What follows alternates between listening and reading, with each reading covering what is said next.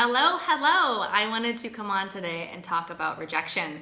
I haven't been live in so long. I have missed you. And what I wanted to share with you is something I just got off the phone with my Rocket Your Recovery ladies, and it's a group of entrepreneurs, up-and-coming entrepreneurs, people who are really going for it. And I've just been working with people for so long on stepping outside their comfort zone and wanting to create things in the world. And I want to share with you something that I think is vital to keep in mind when you start something or when you continue to do something or go to that next level in whatever endeavor you want to be a part of. Hi, Betty. Hi, Dad. So a lot of the people that I work with, and maybe this is you as well, but a lot of people, they want to start women's circles, or they want to write a book. Maybe you want to write a book, or you want to start a women's circle or a men's circle. I actually, believe it or not, host a men's circle pretty much. I have these 50-year-old men that I work with. It's just really beautiful and a fun surprise, really, for me, that this is how my business has evolved, but that is one of the things that I do. But maybe you want to write a book, or you want to give a talk, or you want to start a business, you want a location-independent lifestyle, or you want to do something that is outside the norm. Maybe you want to live sober. And so what I wanted to share with you is about rejection today, because I think that it's easy to look at and compare our insides to somebody else's outsides. So look at my own feelings of fear and inadequacy and doubt and the things that arise when one steps outside their comfort zone, and compare that against somebody else's external success. And looking at somebody who has, in our minds, achieved it or is doing something, and to look at our own where we're at today and feel all the feels that come with that. And so what I wanted to remind you of and share with you is, especially when I was just starting my business in 2012, I had so many people around me who were mirroring my own fear that I had about myself. So when I told a friend that I was going to start teaching meditation, he told me, in his own way, I'm basically beyond you in meditation, and I'm not even ready yet. Who are you to teach meditation? And what that basically did for me is it mirrored my own fear. It mirrored my own fear with stepping out and starting what became a group workshop at my house where I was teaching meditation and mindfulness. And so, hey, Jax. And so the people around me mirrored all my own fear and insecurity that I had inside me. So I had that external fear and I had the internal fear. And I want to share with you a couple of stories that I found at that time in my journey that were really, really helpful for me to remember, because it doesn't, we got to be careful, and this is what just came up in my group call just now, with who we share our dreams with, because there are dream killers, right? So when we're really insecure about the thing that we want to create, we got to be careful who we share that dream with. And so I want to tell you about this guy named Jack Canfield. Does anybody know who Jack Canfield is? Do you know Jack? Write in the comments, I know Jack, if you know who I'm talking about. My clients on the call didn't know who he was today, but he was pivotal. He was pivotal. His story was really helpful for me when I was first starting my business, and he wrote a book that I think is amazing. It called The Success Principles, which I highly recommend, especially if you're beginning your journey, your first couple years of entrepreneurship or trying something new. I listened to, on audiobooks, The Success Principles. Have you heard The Success Principles? Let me know. Write in the comments what you think of it if you've listened to it. I think it's wonderful. It's a wonderful foundation. You know Jack. Jax knows Jack. Love it. So I listen to it like every 3 or 4 months, the audiobook. It's 64 Success Principles. I think it's 64 Principles. And the reason why I was particularly interested in listening to Jack is because I knew at that time I was an author. I hadn't written anything yet. But I knew that I was called to do a career that was similar to Jack's, to be a speaker and an author and a coach. So here's somebody who had wild success in the area that I was just starting. So while my friends or loved ones around me were telling me not to go for it, not to do my dream, mirroring my own fear, I looked at somebody who had the success that I wanted, and I was like, well, what did he do? And so so he is the co-author of the series Chicken Soup for the Soul. So you probably heard of the Chicken Soup for the Soul series. They have over 250 titles under that brand. But the very first book that he wrote, Chicken Soup for the Soul, maybe it was just like the average soul versus the dog lover's soul or whatever, right? So Chicken Soup for the Soul, he got rejected. I just looked it up so I can give you the actual stats. Do you want to guess how many times he was rejected? Write it in the comments what your guess is. Let's just guess how many times he was rejected for this book, Chicken Soup for the Soul. Like 2, 3. He was rejected 123 times. Legit. I just looked it up to make sure I give you some legit stats. He went to 123 publishers and they all said no. No. It was the 124th publisher that published his book, and now he has sold, the rest is history, right? Well, there was a lot of hard work and a lot of believing in himself, but he has sold over 500 million books. So he sold over 500 million books under that brand. So when I was coming up, and I am still coming up, but like when I was starting my business, right, it was like, I gotta listen to the people who have the things that I want to find out how they did it. And so what he did is he got rejected. He made rejection his bitch, right? He just made, like Jack's, right? You make rejection your bitch. And that's, you gotta get down with being rejected if you wanna be successful. That's just what it is. It's not like, sure, have the fear of rejection, but get into it. Get into being rejected and keep going for it. The miracle, the don't quit before the miracle. The miracle is when we believe in ourselves against all odds, we continue to believe in ourselves. And the miracle for me is when we keep showing up for ourselves, believing in ourselves at a greater capacity, showing up for our dreams at a greater capacity, not listening to the naysayers and letting that be our decision about ourselves, but to really go all in on our own vision and continue to take action into creating and carving out the life that we want for ourselves. We are shape-shifting our future with our thoughts and our actions. So being mindful of, who we share our dreams with, and also be realistic about the journey. So Jack Canfield, Chicken Soup for the Soul, 500 million books, was rejected 123 times for that book that eventually led to the empire to sell 500 million books. The other guy I wanted to bring you, because both of these guys really influenced me in the beginning of my business, Tim Ferriss. Have any of you guys read The 4-Hour Workweek? Have you read it? Write yes in the comments, or 4-Hour Workweek or something. Do you know Tim? Do you know Tim's book? Have you read The 4-Hour Workweek? Well, this book was super pivotal for me as well in the beginning of my starting a business. It was new. You know, he wrote this book. I mean, it was such great timing because it was right around social media was just getting started and it was taking off. And so he basically, in this book, he talks about not quite literally working 4 hours a week, but what I got from that book was this idea of creating a lifestyle and a business with a lifestyle. And I had never heard of that before, and I certainly didn't know anybody who was doing that. But the idea of living from your laptop wherever you want and not working all the time. So taking my life out of a cubicle and putting it into, well, right now, you guys, I'm like across the street from the beach on an island, you know? And so this was my vision that I got from his book that I read, which is The 4-Hour Workweek. And so that book changed my life, absolutely. But so what is Tim Ferriss' story of rejection with that book? And that book has sold over 2 million copies. So he was rejected. You want to guess how many times he was rejected?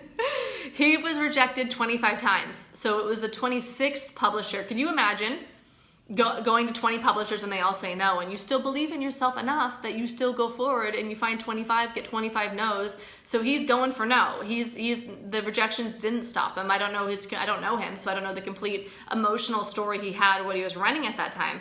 But it took 26 publishers for him to get a yes, and now he's sold 2 million books, and he revolutionized the way a lot of people that I know currently work, the way that we work today, what's possible. I had no idea that you could live abroad and work from your laptop and create your lifestyle around your business before his book.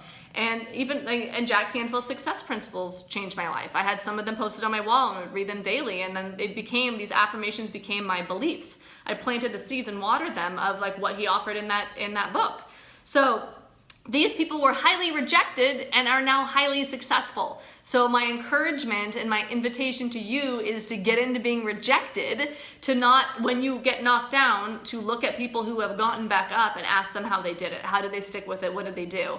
And so, my clients, one of my clients is hosting a women's circle right now, and she has 4 people who are showing up for it, and I'm super freaking excited for her. It's her first time doing it, and having 4 people is a wild success. One of my first mentors told me like 10 years ago that her first group event, she had, I think it was 4 people there, 2 with her parents, 1 was the neighbor, and then I don't know who the 4th person was, I don't remember. So this is how we start. We start with where we're at, with what we have, and we just take that action, and through experience, we get better. You know, some of my first trainings that I ever did online, they weren't successful, meaning there wasn't a lot of people there. There wasn't a lot of impact that I got to make or income I got to make from them. And when I look at like, well, what did I do? Well, I didn't really go all in. I showed up, but I didn't show up fully. And what showing up fully, what I learned right afterwards meant was marketing, was letting people know about it. I didn't let people know about what I was doing because I was nervous about what I was doing and I was judging myself. I was living in self-centered fear about what people would think about me, what I thought about me, what I thought about my work. I didn't have confidence around it. But over time that has grown, and my ability, my confidence in myself has grown, and my ability to create something that I feel I believe in and share it with other people so that they learn about it too and they can transform too. But if you're not there yet, because most of the people that I speak to are not, you know, and there's always that next breakthrough. There's always that next level of believing in ourselves and continuing on that journey. So whether you want to launch your coaching business, whether the 4-hour work week and that idea of having that location independent lifestyle inspires you, you want to help people and give back. Most of the people that I work with, we should be dead. Quite frankly, we should be dead. We've been given a second shot at life. We're sober now, or we've been through something major. And a lot of us who go through these major life transitions and face death and actually get through it, a lot of us want to help and serve and give back. It changes us. You know, when we stare death in the face, it changes us. Have you stared death in the face? Like, have you had the wonderful opportunity to have almost died but didn't, and now you get this second shot at life? Like, my cells are different as a result of that, of like having stared death in the face and having been given a second shot in a whole new life. A whole new life. You know, I've been sober since 2009. It's a whole different journey I've been on since I almost died and didn't. And so a lot of us, we go through something major like this and we want to be these messengers. We want to share a message with the world. We want to help people wake up and truly live. And maybe this is you. We want people to come alive and to experience life and to really live because we know what it is like to die. Or maybe we know people who have died and who don't get that second shot, right?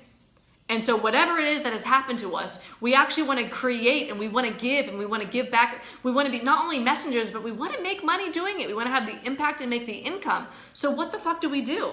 Well, we got to rise up to our own vision. We got to take that action in alignment with our vision. If you have a vision to help people really live, and you want to be a messenger, and you want that to be your profession, and you want freedom, the freedom that comes with that, living life on your own terms, right? You got to just decide. You got to choose that it's you, that you're going to go for it. You got to just decide that you're ready, that 4 people coming to your event is enough, that maybe only 1 person reading your book is enough, or helping only that 1 person is enough. So many people say to me, if I only help 1 person, I know it's worth it. Well, that's a great idea, but the truth is that you can help a shit ton more than 1 person if you show up and do what you know is in your soul.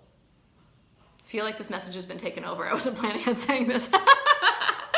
I love it. I love it. So whatever you're feeling inside you, the way that you want to give back, the way that you want to wake people up to living, you got to wake yourself up first. You got to show up first. Even if nobody else shows up, you got to fall in love with the journey.